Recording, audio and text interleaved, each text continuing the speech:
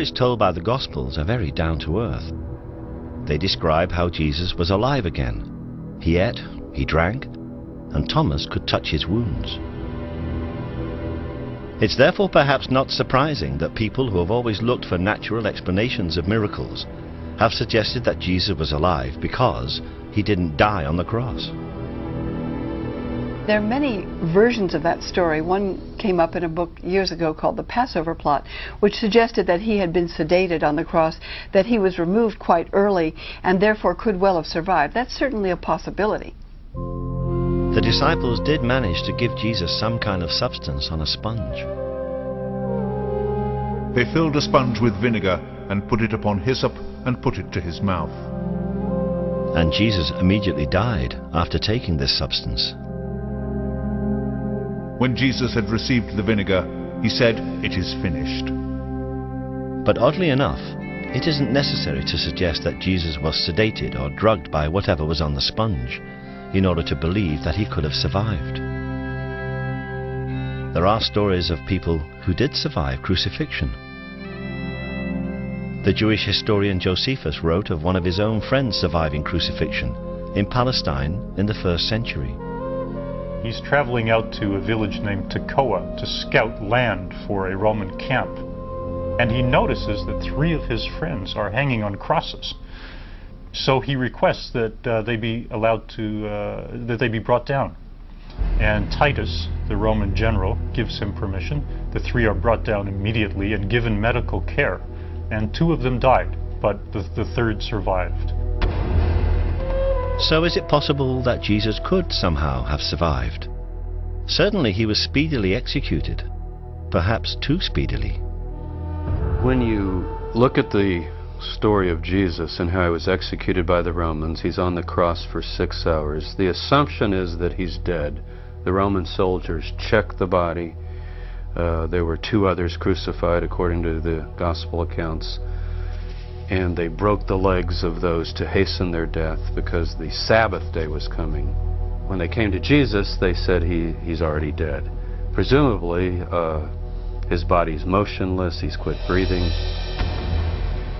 They then prepare the body and put him in a tomb. And presumably it's sealed up and he's dead for all practical purposes. The question, though, is he clinically dead? The question of clinical death is certainly raised by the fact that the herbs Joseph of Arimathea took into the tomb with the body of Jesus were aloes. These are healing, not embalming herbs. So could it be that Jesus was resuscitated in the tomb? A lot of modern people, I think, confuse the term resurrection with life after death. Resurrection is a Hebrew idea. And it's the notion that someone is in the world of the dead, which the Hebrews call Sheol, and they have their body's been buried, and they resuscitate or they come back. A term we might use today would be resuscitation more than resurrection. It would actually get the idea. We do have stories, both from the modern world and from the ancient world, where people appear to be dead, and for all practical purposes they are dead. That is, they're not responding to the outside world, but then they do, in fact, revive or come back. We call it resuscitation, but if you want to press the language, that would be resurrection.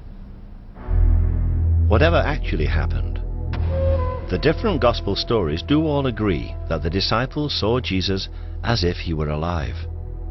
But if Jesus survived, it doesn't necessarily mean that the resurrection was a hoax or a deliberate falsehood.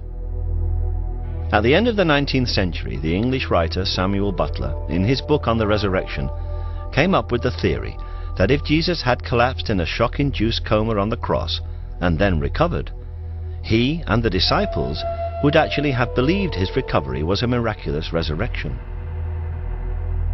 That still has great credibility if you see it in the light, for instance, of more contemporary developments. Look at the near-death experience in the United States. Something like 13 million people in the United States say they've had near-death experiences.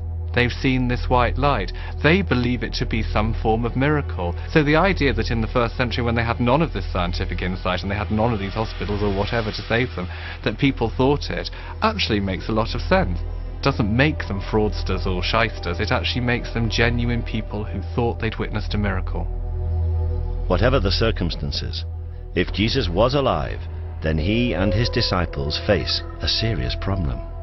If Jesus was placed in the tomb and somehow was revived, he himself would certainly think that was an act of the grace of God. I came right to the bars of death and was brought back.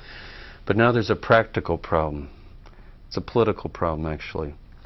Romans basically do one thing to messiahs. They crucify them. It is clear that either through resurrection or resuscitation, Jesus did survive the crucifixion.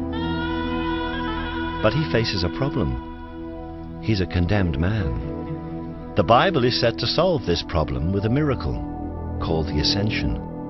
Jesus is taken bodily into heaven. But the original texts are even more confused when it comes to the Ascension than they were about the resurrection. The Ascension does not actually appear in the original form of any of the Gospels. The Ascension references in Mark are among the verses which, as we have seen, were added 200 years after the events. There is one line in Luke which reads, "and was carried up into heaven." But again, this doesn't appear in all Bibles. It was in fact inserted simply because the Ascension is referred to in a later book of the Bible, the Acts of the Apostles, and it's always been assumed that Luke was the author of Acts. There's no Ascension in Matthew, and John's Gospel ends with the enigmatic words, And there are also many other things which Jesus did, the which, if they should be written every one, I suppose that even the world itself could not contain the books that would be written. So what were the many other things that Jesus did? If the faithful knew that Jesus was in fact still alive, surely they would have shared that knowledge, and surely they must have hoped that at some time in the future it would have been safe for Jesus to return, and evidence for that hope should be somewhere in the original text. It is. The disciples were expecting Jesus to return. They were expecting what has become known as the second coming. But this was not necessarily going to be a miraculous return. Jesus definitely went away. Whatever view of resurrection you take, resuscitation or divine miracle, in the traditional sense of belief in resurrection, he goes away. He says, "I'm going away." The disciples say, "Can we come?" He says, "No." And he says, "I'm going to come again."